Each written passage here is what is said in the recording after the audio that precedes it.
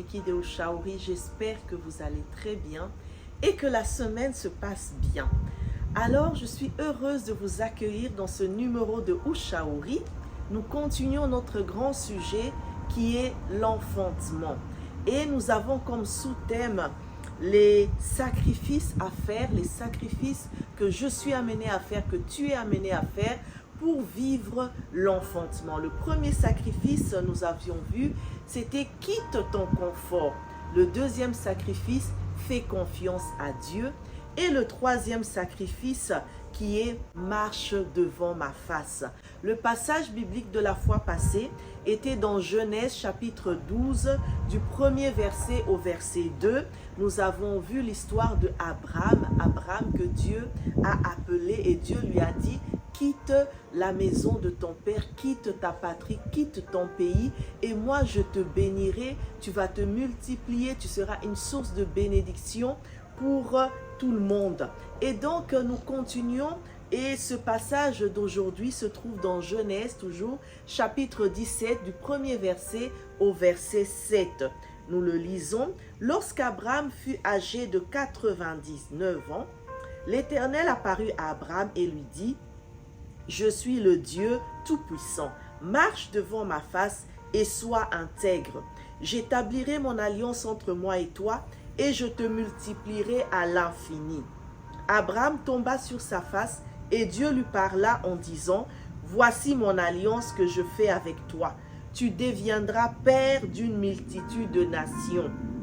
On ne t'appellera plus Abraham, mais ton nom sera Abraham. Car je te rends père d'une multitude des nations. Je te rendrai fécond à l'infini. Je ferai de toi des nations et des rois sortiront de toi. J'établirai mon alliance entre moi et toi et tes descendants après toi, selon leur génération. Ce sera une alliance perpétuelle en vertu de laquelle je serai ton Dieu et celui de ta postérité après toi. Donc voilà, après toi. Troisième sacrifice que nous sommes appelés à faire pour enfanter, c'est marche devant ma face.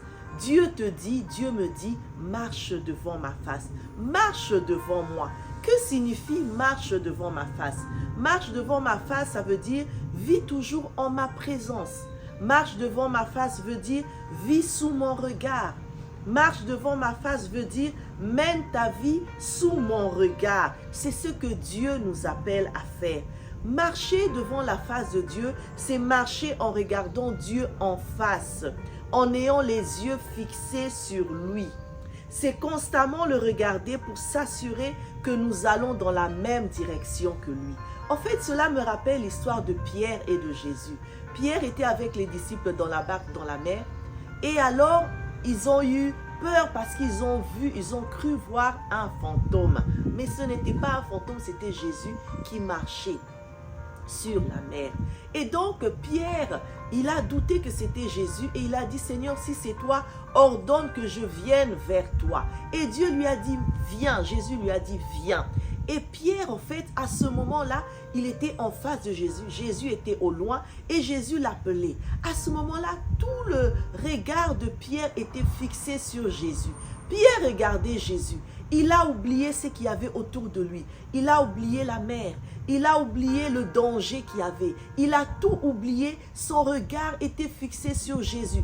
Il n'entendait que la voix de Jésus. Il ne voyait que Jésus qui l'appelait, Jésus qui lui donnait cette assurance de venir vers lui. En fait, on voit que quand nous avons le regard fixé sur Jésus, quelle que soit la situation que nous vivons, tu peux vivre une situation de maladie, tu peux vivre une situation de pauvreté, une situation de détresse, une situation de malheur. Mais quand tu as ton regard, tes regards portés sur Jésus, tu regardes Jésus en face, tu prends de l'assurance. Quand tu regardes Jésus en face, tu n'as plus peur. Quand tu regardes Jésus en face, tu ne doutes plus. En fait, ça me rappelle un enfant, un petit enfant de 1 an ou selon l'âge que l'enfant commence à marcher. En fait, un enfant, qui apprend à marcher, qui ne sait pas encore bien marcher, mais qui apprend à marcher. On voit que si son père ou sa mère se met en face de cet enfant et lui dit « Viens, lève-toi », lui déclare des paroles d'assurance, tu vas y arriver, viens, le parent lui fait des signes. Et bien à un moment donné, l'enfant commence à se lever, commence peut-être à tutuber, mais quand l'enfant regarde son père ou sa mère, lui l'appeler, l'interpeller, lui dire « Viens, viens, viens », et l'enfant va avoir cette assurance de se lever, de faire le premier pas, d'avancer.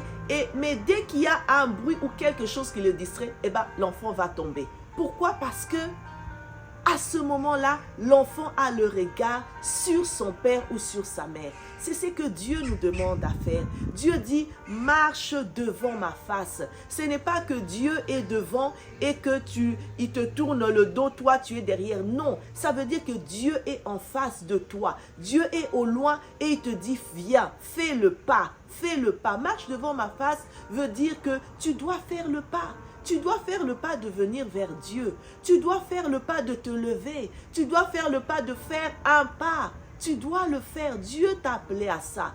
Alors n'aie pas peur de comment les choses vont se passer, comment tu vas enfanter, tu te poses 1001 questions. Non, Dieu te demande simplement une chose, marche devant sa face. Marche devant la face de Dieu veut aussi dire, vis sous mon regard, vis sous mon autorité. Sois cette personne-là sur qui j'ai ma couverture, j'ai mon autorité. On voit que quand nous avons l'autorité de Dieu sur nous, nous avons le regard de Dieu sur nous, eh bien, qu'est-ce qui va nous arriver d'autre?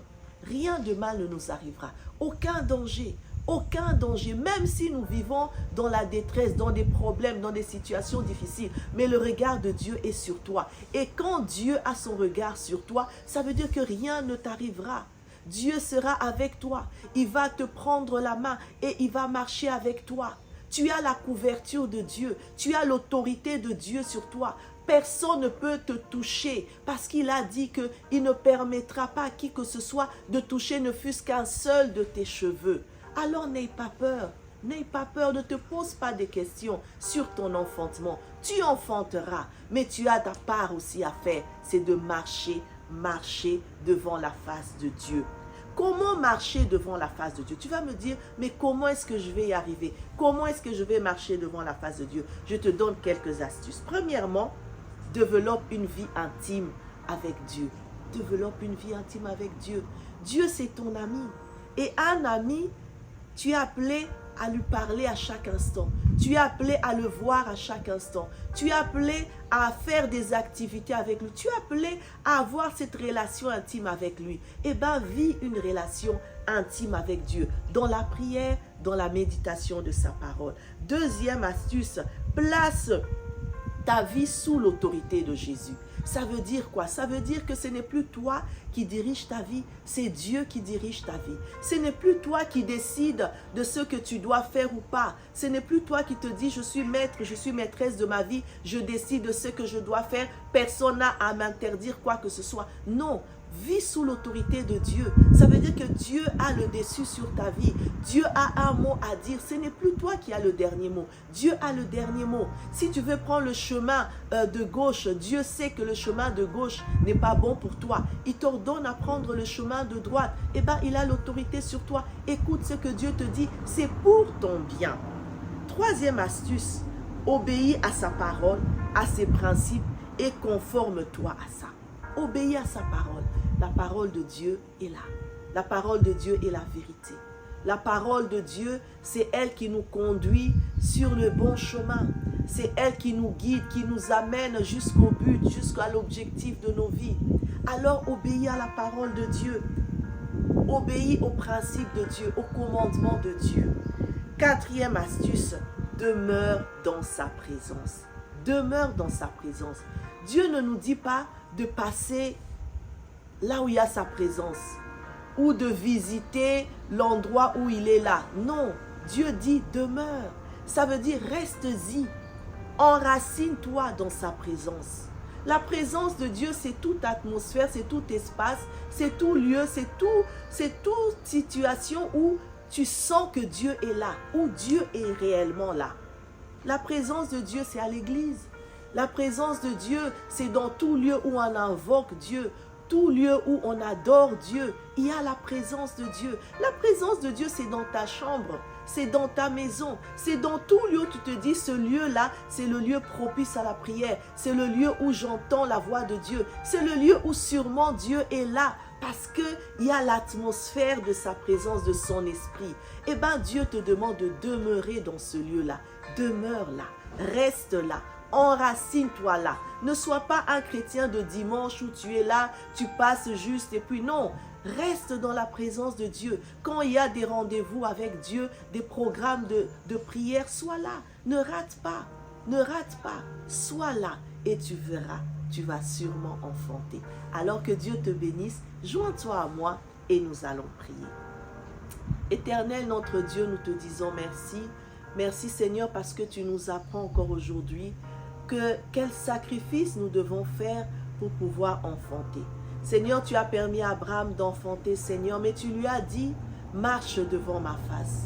Seigneur, je prie pour mon frère, je prie pour ma soeur, Seigneur, qui attend l'enfantement, Seigneur, dans quelque domaine que ce soit de sa vie. Je prie, Seigneur, que tu l'aides à marcher devant ta face. Aide cette personne, Seigneur, à te donner la première place dans sa vie, à te donner les rênes, à te donner le contrôle de sa vie, pour que toi seul, tu sois le maître de sa vie. Aide cette personne, Seigneur, à rester, à demeurer dans ta présence, à demeurer où tu es, à désirer cette présence, Seigneur, à désirer être près de toi, être dans ta présence. Aide cette personne, Seigneur, à obéir à ta parole, à méditer ta parole. Seigneur, touche le cœur de quelqu'un ce jour, oh Dieu de gloire, que cette personne s'approche de toi. Si cette personne a perdu cette intimité avec toi, Seigneur, ramène son cœur à toi et établis ton règne dans sa vie. Au nom de Jésus, nous avons ainsi prié. Amen, amen, amen. Et bien que Dieu te bénisse. La fois prochaine, nous verrons le 4e sacrifice qui est sois intègre. Alors ne rate pas, invite, abonne-toi, invite d'autres personnes à s'abonner. Je remercie tous mes abonnés. En tout cas, que Dieu te bénisse parce que tu es en train de placer une sémence pour l'évangélisation. Alors invite encore plein d'autres personnes parce que ces enseignements nous font du bien à toi et à moi et ça fera sûrement du bien à quelqu'un autour de nous. Que Dieu te bénisse et à la fois prochaine. Alors shalom, je suis très heureuse de faire cette vidéo avec maman parce que on veut tout simplement vous inviter à suivre l'émission Ushauri. Et c'est vraiment des moments extraordinaires de partage, de conseils. Ce qui est extraordinaire, c'est que ce ne sont pas juste des conseils basés sur nos propres expériences. C'est sur nos expériences, certes, mais avec la parole de Dieu. Et je crois que c'est vraiment la parole de Dieu qui est le bon moyen pour nous conseiller, nous aider à pouvoir devenir les meilleures personnes. Et je vous informe que je serai très heureuse de participer à cette émission. Et je vous invite à vous abonner pour ne rien rater. Partagez cela. Et je crois que le Seigneur a une parole à vous donner de la part de sa servante et aussi au travers de cette émission. Que Dieu vous bénisse. Dieu vous bénisse.